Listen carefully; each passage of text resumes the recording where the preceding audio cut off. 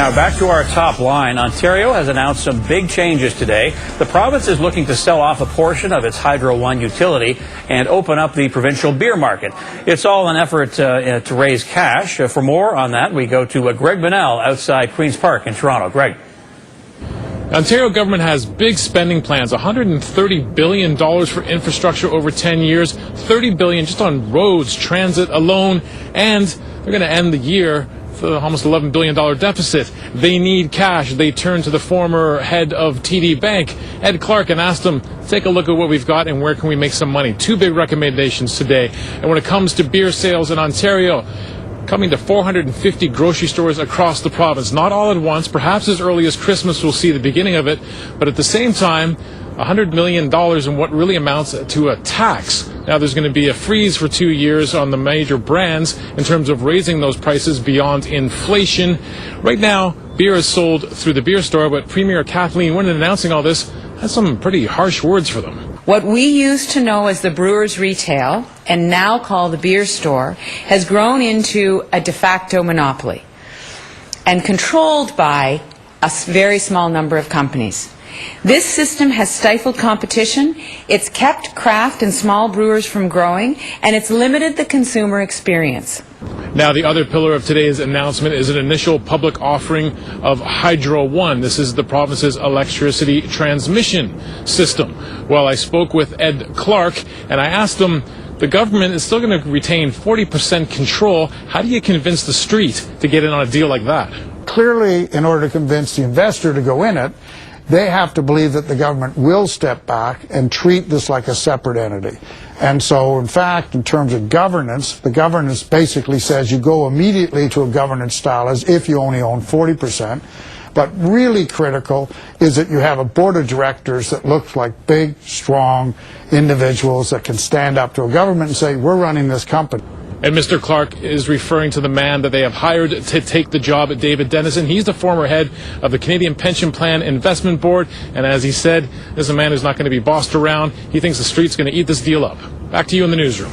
All right, thank you, Greg. Joining us now for his reaction is Darren Smith, president of Lake of Bays Brewing and vice chair of the Ontario Craft Brewers. He's here in studio. Nice to see you, Darren. Thanks for coming in. Thanks for having me on the show. So you're calling these moves by the Ontario government monumental for your business. So why do you say that? It's absolutely huge. I mean, this is the biggest change that we've seen affecting craft brewers in the Ontario beer market for decades. There's two major thrusts to this. One is obviously some substantial reforms at the beer store, and the other is opening up an entirely new selling channel in grocery stores. And we think that both of those moves create significant opportunities for Ontario craft brewers. So give us a sense of the share the craft brewers currently have in terms of in the store, in the LCBO, and also, in the beer stores, but also just across the province. Yeah, well, craft brewers currently have about a 4% share of market in Ontario at the present time, but that share is really different depending on which selling channel you look at. So at the LCBO, it's in excess of 5% and growing at double digits per year. You look at the beer store, and it's only around 1.1% and growing in single digits. So if you look at the system as it exists today, clearly there's an issue with the beer store, and we think the government's made significant progress towards resolving that. Now, overall, am I right in saying shelf space will go from around 7% to 20%? I read that figure. It'll be substantially higher, yes. We've been told that small brewers will be guaranteed 20% of the shelf space at the beer store moving forward, and 20% of the shelf space in the new grocery store channel as well. So that's significant, too. So you represent all craft brewers in Ontario. Talk about your company, specifically Lake of Bays. What does this mean for your company? Well, for us, it's the opportunity to get our product in front of that many more people. So we currently distribute to most of the LCBOs in Ontario and about a quarter of the beer stores. So with the changes at the beer store, we'd see getting more products in there, so more of our seasonal and limited release products that people love to pick up when we come up with a new one every quarter or so.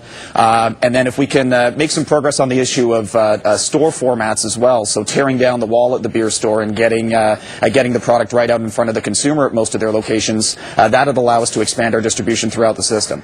Now, there is a new beer tax being instituted. It's not, you can't pass it on on to consumers for a couple of years till 2017. How do you incur those costs? Are they substantial or not really?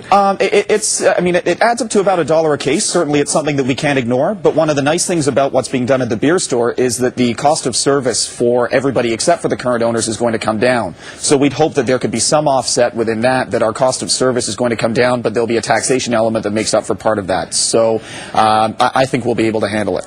Now, did the Craft Brewers Association lobby hard for this kind of move by the government? It's been years in the making, and we've got to give credit to Premier Kathleen Wynne and to Ed Clark for having the vision and having the guts, let's say, to take on this very complicated situation and really make some pretty bold moves here.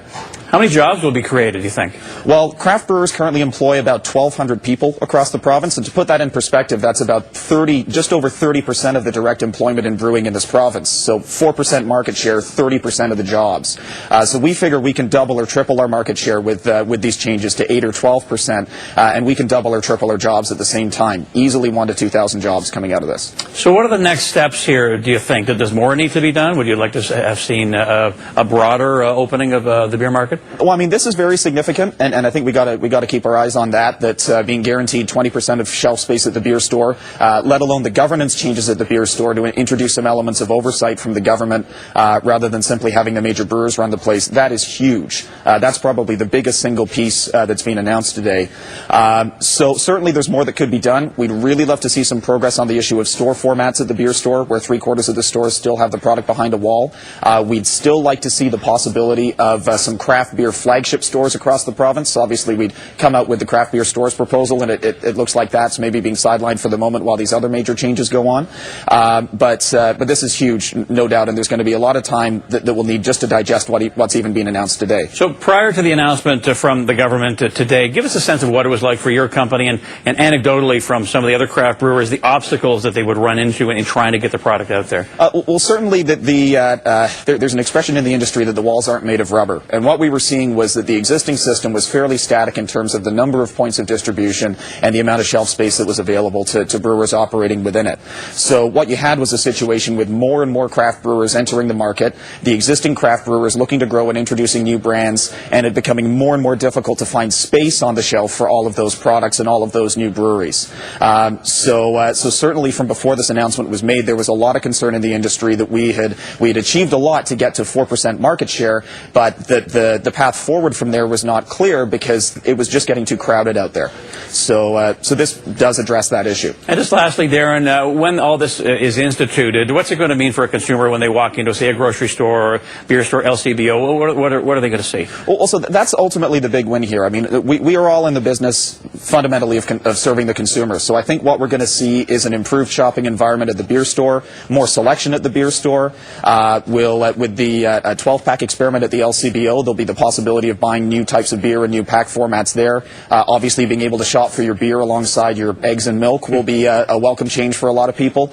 It'll increase competition as well. So there'll be more breweries able to get into the marketplace, and breweries will be able to more actively compete against one another to attract consumers' attention. So I think the consumer really does win out of this. Thanks for coming in, Darren. All right, thank you very much. All right, Darren Smith, president of Lake of Bays Brewing, and he's the vice chair of Ontario Craft Brewers. Now, coming up, Magna International sells its interiors business for over half